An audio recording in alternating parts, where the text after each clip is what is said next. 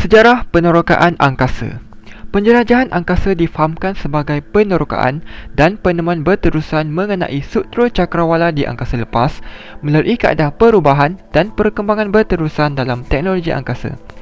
Ketika kajian mengenai angkasa dilakukan, sebahagian besarnya oleh pakar kaji bintang dengan menggunakan teleskop, penjelajahan fizik angkasa lepas menggunakan kuar robot dan penerbangan angkasa lepas oleh angkasawan. Perkembangan teknologi bergerak seiring dengan perjalanan masa. Teknologi angkasa kini kian berkembang dan menjadi sangat penting dalam pengurusan kerja manusia. Hasil penerokaan angkasa membolehkan para saintis manusia mencipta peralatan yang lebih canggih dan sentiasa dinaik taraf ke tahap yang paling optimum. Kini penjelajahan angkasa menjadi aktiviti yang sangat mencabar dan berpotensi menghubungkan kita dengan alam luar angkasa. Pelbagai penemuan berjaya dicipta dan direkod, seterusnya menjadi cabaran kepada generasi yang akan datang untuk menghasilkan ciptaan yang lebih canggih dan maju. Penerokaan angkasa membuka minda manusia untuk terus menyelidik misteri di sebalik alam semesta ini. Khazanah alam semesta. Alam semesta adalah ruang dan waktu yang merangkumi segala yang ada, dan itu adalah semua jenis jirim, planet, tenaga, cahaya, bintang, satelit, galaksi dan benda langit lain, termasuk undang-undang dan permala fizikal yang mengawalnya. Oleh itu, alam semesta sukar untuk dijelaskan atau diukur. Alam semesta boleh jadi besar atau boleh memuat alam semesta lain. Namun, ada pakar yang berpendapat bahawa walaupun alam semesta tentu sangat besar, ia juga terbatas dan terus berkembang hingga ke akhir hayat. Sistem Suria juga dikenali sebagai Bima Sakti. Dipercayai terdapat lagi galaksi-galaksi lain di luar sistem suria kita. Pusat kepada Bima Sakti adalah Matahari. Matahari sebagai pusat sistem suria dikelilingi oleh 8 planet. Planet itu terbahagi kepada 2 jenis, iaitu planet berjisim batu dan berjisim gas. Terdapat lingkaran asteroid yang memisahkan antara planet Marikh dan Mustari. Contoh-contoh planet yang diketahui umum adalah Utarid, Zurah, Bumi, Marikh, Mustari, Zuhal, Uranus dan Neptune. Cabaran dalam dunia angkasa. Pemilihan angkasawan dan mentor angkasawan, risiko kemalangan. Untuk memilih angkasawan, ia bukanlah perkara yang mudah. Setiap individu mestilah dilatih dan diuji bagi mengenal pasti angkasawan yang layak untuk dihantar ke angkasa lepas. Hal ini kerana akan terjadi efek terhadap badan manusia yang pergi ke luar angkasa. Oleh kerana badan manusia mestilah menyesuaikan dengan persekitaran di angkasa lepas dalam jangka masa yang lama. Sebagai contoh, NASA telah menghantar 5 manusia dalam misi Mars untuk mengkaji risiko terhadap manusia. Disebabkan itu, setiap individu mengalami masalah seperti kanser, perubahan tingkah laku, ubat yang tidak berkesan, kekurangan jisim otot dan juga suhu badan berubah.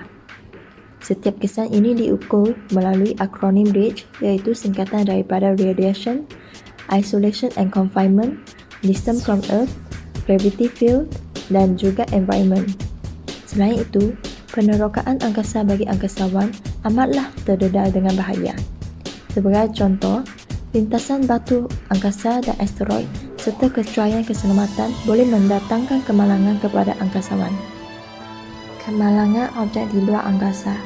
Menurut kajian, terdapat sekurang-kurangnya 500,000 objek yang mengorbit bumi pada tahun 2018.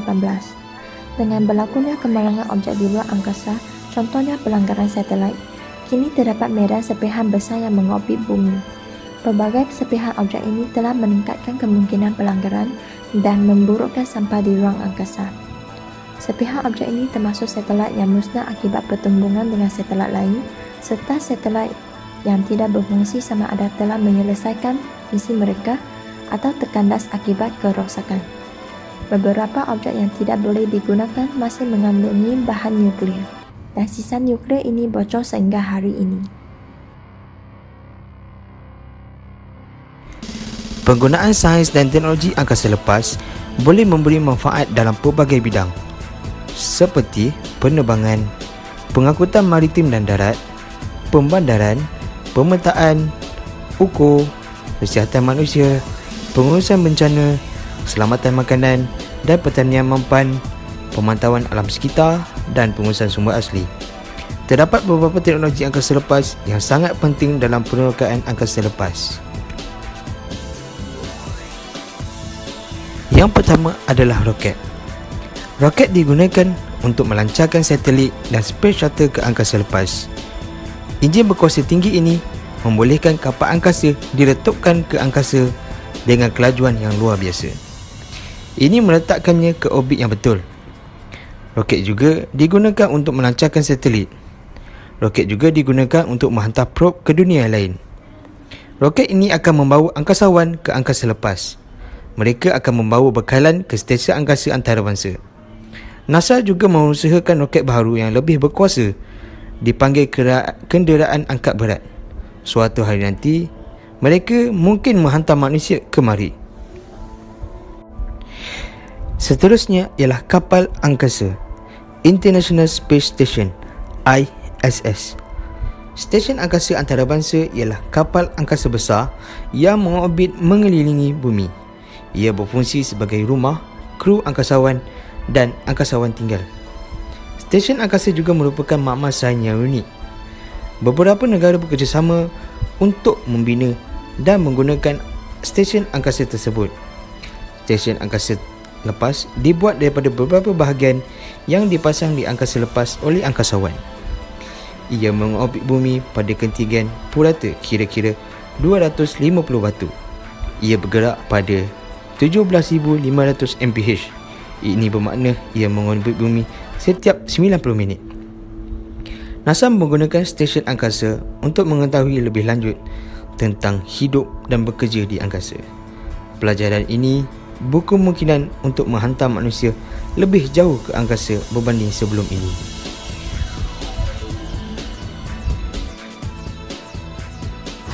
Satelit ialah mesin yang dilancarkan ke angkasa lepas dan bergerak mengelilingi bumi atau badan lain di angkasa. Terdapat beribu-ribu satelit buatan atau buatan manusia yang mengorbit bumi. Ada yang mengambil gambar planet untuk membantu ahli meteorologi untuk meramal cuaca dan menjejaki taufan. Ada yang mengambil gambar planet lain seperti matahari, lohong hitam, jirim gelap atau galaksi yang jauh. Gambar-gambar ini membantu saintis lebih memahami sistem suria dan alam semesta. Satelit lain digunakan terutamanya untuk komunikasi seperti isyarat TV yang memancar dan panggilan telefon di seluruh dunia. Sekumpulan lebih daripada 20 satelit membentuk sistem penentu dudukan global atau GPS. Jika anda mempunyai penerima GPS, satelit ini boleh membantu mengetahui lokasi tempat anda. Probe ialah kapal angkasa yang bergerak melalui angkasa untuk mengumpul maklumat sains. Probe tidak mempunyai angkasawan dan probe juga menghantar data kembali ke bumi untuk dikaji oleh saintis. Banyak probe mengkaji bumi atau mengukur sifat ruang. Probe lain menggunakan teleskop atau instrumen lain untuk mengkaji planet, bintang dan galaksi yang jauh. Probe yang mengembara ke planet lain telah berubah daripada mesin ringkas yang boleh mengkaji beberapa ciri planet kepada probe canggih yang menempuh jarak yang jauh untuk mengkaji pelbagai ciri pada planet, bulan, asteroid dan komet. NASA cenderung memanggil kapal angkasa pengorbit, pendarat dan penggembara yang lebih canggih ini. Stesen satelit bumi adalah terminal telekomunikasi yang berada di bumi yang direka khas untuk berkomunikasi dengan kapal angkasa atau satelit dengan cara menerima atau menghantar gelombang radio dengan frekuensi ke angkasa. Gelombang radio ini membawa data daripada satelit dan akan diproses di stesen bumi. Stesen bumi juga boleh menghantar arahan kepada satelit untuk melakukan tugas tertentu. Stesen satelit bumi biasanya dibina di tempat yang jauh dari kawasan penduduk untuk menghindarkan pengaruh radiasi atau kawasan industri yang berdebu. Di Malaysia, terdapat beberapa set stesen satelit bumi iaitu di Banting, YTM, Cyberjaya Mesat, juga stesen satelit bumi Kuantan terletak di Pantai Bersera Kuantan Bahang, Malaysia. Ia dikendalikan oleh Jabatan Telekom yang telah bertukar nama kepada Telekom Malaysia Berhad, TM. Kebaikan yang pertama, rangkaian komunikasi. Dengan kemajuan teknologi komunikasi, dunia menjadi lebih kecil. Teknologi satelit digunakan di dalam telefon, televisyen dan faksimili. Satelit juga digunakan untuk menyambungkan internet dan komputer. Malah, kita boleh menggunakan telefon bimbit untuk berkomunikasi dengan individu di seluruh dunia. Rangkaian komunikasi turut membolehkan perhubungan dari jarak jauh dengan kadar segera. Hal ini sangat bermanfaat bagi menghantar data dan maklumat dengan segera pada waktu yang sama. Seterusnya, Global Positioning System (GPS) dan maklumat radar. Sistem Kedudukan Global (GNSS) ialah rangkaian satelit yang menghantar isyarat frekuensi radio termasuk data masa dan jarak yang boleh diterima oleh penerima, membolehkan pengguna menentukan lokasi tepat mereka di mana sahaja di planet ini. Navstar Global Positioning System (GPS) ialah satelit navigasi yang dimiliki oleh Amerika Syarikat, dan penerima GPS ini telah dipasang di dalam kereta, telefon bimbit, kapal terbang, peralatan pembinaan, peralatan pembuatan filem, jentera pertanian dan juga komputer untuk navigasi, kedudukan, pengesanan dan pemetaan. Hal ini memberi impak yang baik dalam menjaga keselamatan negara, turut memberi kebaikan dalam sektor-sektor ekonomi tertentu. Seterusnya, pengawasan pintasan luar angkasa. Teleskop Hubble dan beberapa satelit lain memainkan peranan dalam menjaga persekitaran bumi dan galaksi.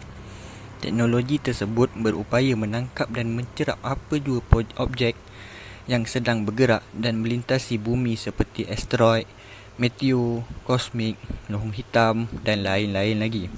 Teknologi ini berperanan memberi maklumat dan isyarat bahaya kepada bumi atau teknologi luar angkasa. Hal ini penting bagi penduduk bumi mengetahui perkara tersebut bagi persediaan kemalangan satelit luar angkasa yang menjejaskan perhubungan rangkaian sistem bumi. Turut menjadi waspada kepada stesen angkasa lepas untuk mereka mengukur kedudukan dan ketepatan bagi mengelakkan perlanggaran berlaku.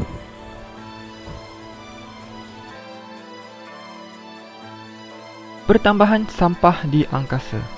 Lebih setengah juta keping serpihan daripada lebih 50 tahun penerokaan angkasa lepas dan penempatan satelit sedang mengelilingi dunia kita.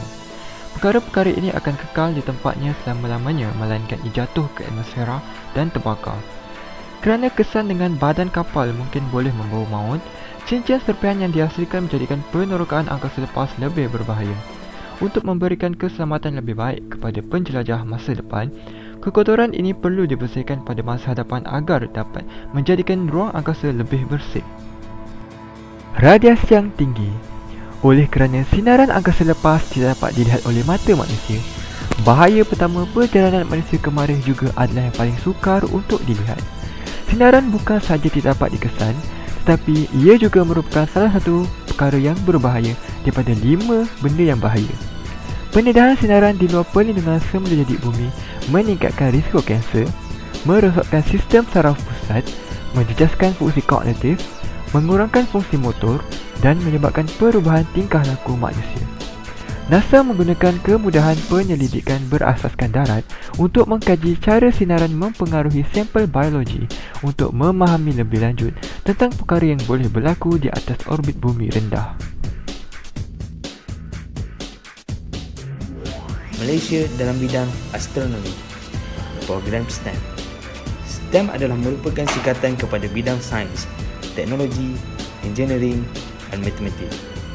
Istilah ini biasanya digunakan bagi menunjukkan dasar pendidikan dan pilihan kurikulum sekolah bagi meningkatkan daya saing dalam bidang pembangunan teknologi. Objektif STEM adalah untuk meluaskan pandangan pelajar tentang aplikasi sains dalam kehidupan dan kerjaya dalam bidang sains dan teknologi. Ia turut meningkatkan kemahiran proses sains, kemahiran abad ke-21, kemahiran saintifik, kemahiran berfikir aras tinggi, kebat dan kemahiran pendidikan pelajar-pelajar sama ada di tingkat sekolah maupun IPT. Pusat Planetarium Negara. Planetarium Negara merupakan sebuah institusi pendidikan tidak formal dalam bidang astronomi dan sains angkasa. Ia terletak di atas tanah seluas 14 ekar di dalam kawasan Taman Botani Perdana, Kuala Lumpur. Seni binanya yang unik bercirikan seni bina Islam, berinspirasikan pencapaian astronomi dan sains angkasa semasa kegemilangan tamadun Islam.